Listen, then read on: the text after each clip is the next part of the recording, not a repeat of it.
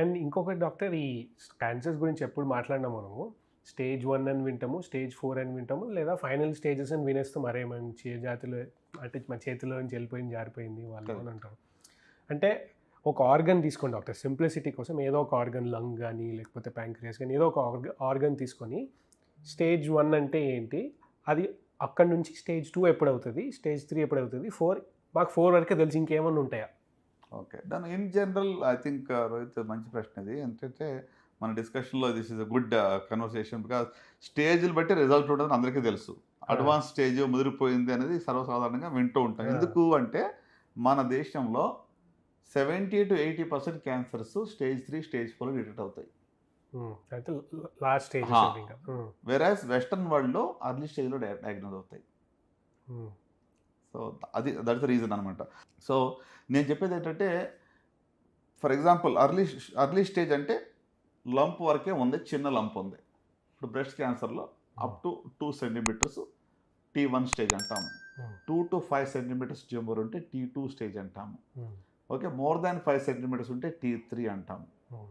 Okay, అలాగే skin involvement అయితే అంటే లేకుంటే నిప్పుల్ రిట్రాక్షన్ అయిపోయి లేకుంటే ఒక చొట్ట పడిపోవటము అట్లా వేరే పక్కన ఉన్న సరౌండింగ్ ఆర్గన్స్ ఇన్వాల్వ్ దాన్ని T4 అంటాము. అలాగే లింఫ్ నోడ్స్ ఆరం పిట్లోకి ఒకవేళ లింఫ్ నోడ్స్కి పాకింది అనుకుంటే N1 అంటాం ఫస్ట్ ఒక నోడ్కి అయితే. ఎక్కువ లింఫ్ నోడ్స్కి వెళ్తే N2 అంటాము.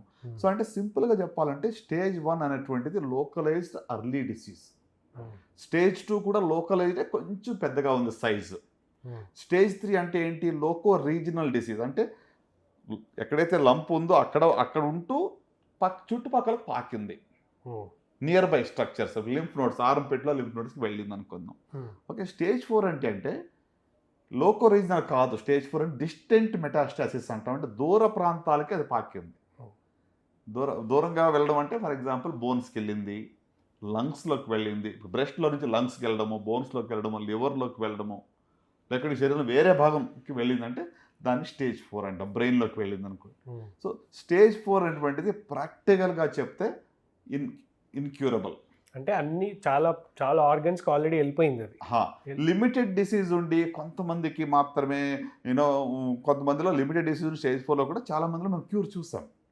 అంటే 100% స్టేజ్ 4 అంటే ఎవరికి ఏం కాదండి అని కాదు. ఇప్పుడు మన మధ్య మీరు వినే ఉంటారు, సిద్ధు చాలా సెన్సేషనలైజ్ చేసి ప్రెస్ మీట్ పెట్టి ఏంటి లెమనేడ్ తీసుకుంటేనే కొన్ని ఆహార పదార్థాలు మార్చుకోవటం వల్ల నేను స్టేజ్ 4 3% ఛాన్స్ ఇచ్చారు డాక్టర్స్ అని చెప్పి. ఐ థింక్ ఇదంతా ఏంటంటే ఎగ్జాజరేషన్ అండ్ ఫాల్సిఫైడ్ ఇన్ఫర్మేషన్ అని చెప్తాను నేను.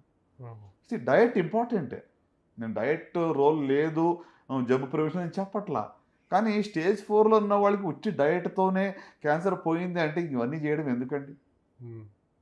I be the first person to say okay let's do that. అంతే కదా. అంటే మిస్ఇన్ఫర్మేషన్ వస్తుంది కొన్నిసార్లు. ఈ ప్లాట్ఫామ్స్ ద్వారా కొన్ని డిస్కషన్స్, కొన్ని ఎస్పెషల్లీ సోషల్ మీడియా ద్వారా కూడా చాలా వరకు అన్నెసరీ. ఇప్పుడు నేనేమనుకుంటున్నాను తెలుసా, ఆ యొక్క సెన్సేషన్ న్యూస్ వల్ల ఎంతోమంది వాళ్ళ ప్రాణాలు పోగొట్టుకుంటారు. ఇంకా ముందే మనకు లేట్ స్టేజ్లో వస్తున్నారు. ఇప్పుడు ఏం చేస్తారు వాళ్ళు తెలిసా కూడా అది తిన్నాం ఇది తిన్నాం లెమనేడ్ తాగండి రకరకాలు ఎవరికి తెలిసింది వాళ్ళు చెప్తారు. అవన్నీ తీసుకుని ఇంకా మొదలు పెట్టుకుని వస్తారు. అప్పుడు మనం ఇంకేం చేయలేం. సో అంటే causing so much of damage అనమాట. అంటే మిస్ఇన్ఫర్మేషన్ కూడా ఇవ్వకూడదు. ఎస్పెషల్లీ ఈ ప్లాట్ఫామ్స్లో అథెంటిక్ ఇన్ఫర్మేషన్ వాట్ ఈస్ అంటే ఏది సెల్ అవుతుంది అది ఇవ్వకూడదు. చాలా మంది అదే చేస్తుంటారు. అంటే I know your passion I appreciate, ఎందుకంటే your as real as it can be. That's what కదా మన ఆర్ఆర్ఆర్ అంటే అది కదా, యూఆర్ రియల్. సో అంటే అన్నెసరీగా భయపెట్టద్దు. అన్నెసరీగా ఏదో ఒక క్రెడిట్ కోసమో లేకుంటే వ్యూవర్షిప్ కోసమో ఏదో ఐ థింక్ దట్స్ నాట్. దానివల్ల చాలా డ్యామేజ్ ఉంటుంది. So coming back to stages గురించి మనం మాట్లాడుకుంటే స్టేజ్ 4 గురించి మనం మాట్లాడినప్పుడు దీని గురించి మాట్లాడుకున్నాం. కరెక్ట్. సో అర్లీ స్టేజ్లో ఒక modality of treatment is enough. Like surgery for example breast cancer stage 1లో చాలా సార్లు ఉట్టి సర్జరీ సరిపోతుంది. జస్ట్ ఆ పార్ట్ తీసేస్తే సరిపోతుంది లోకల్. అదే పెరిగే కొలది మల్టీ మోడాలిటీ ట్రీట్మెంట్ అంటే లింఫ్ నోడ్స్ క్లియరెన్స్ లేకుంటే కీమోథెరపీ యాడ్ చేయడము, తర్వాత రేడియోథెరపీ యాడ్ చేయడము, ఇవన్నీ కూడా మల్టీ మోడాలిటీ ట్రీట్మెంట్ అనేది స్టేజ్ పెరిగే కొలది అన్నీ యాడ్ అవుతాయి. సో మనకి అర్లీ డయాగ్నోసిస్ అనేది చాలా ప్రాముఖ్యం. సో మొదటి 2 దశల్లో ఉంటే 90% and above cure rates. Stage 3 అంటే 70% వరకు ఉంది. స్టేజ్ 4లో 5 ఇయర్ సర్వైవల్ రేట్ యావరేజ్గా 30 to 40% ఉంటుంది. లైఫ్ స్పాన్ పొడిగిస్తాం కానీ బట్ యు ఆర్ నాట్ గ్యారంటీకి క్యూర్.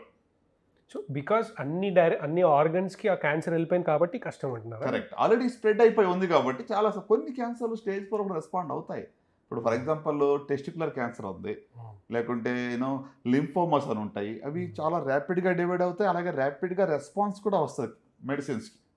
అలాంటివి కొంచెం అడ్వాన్స్ స్టేజ్ కూడా రెస్పాన్స్ ఉన్నాయి.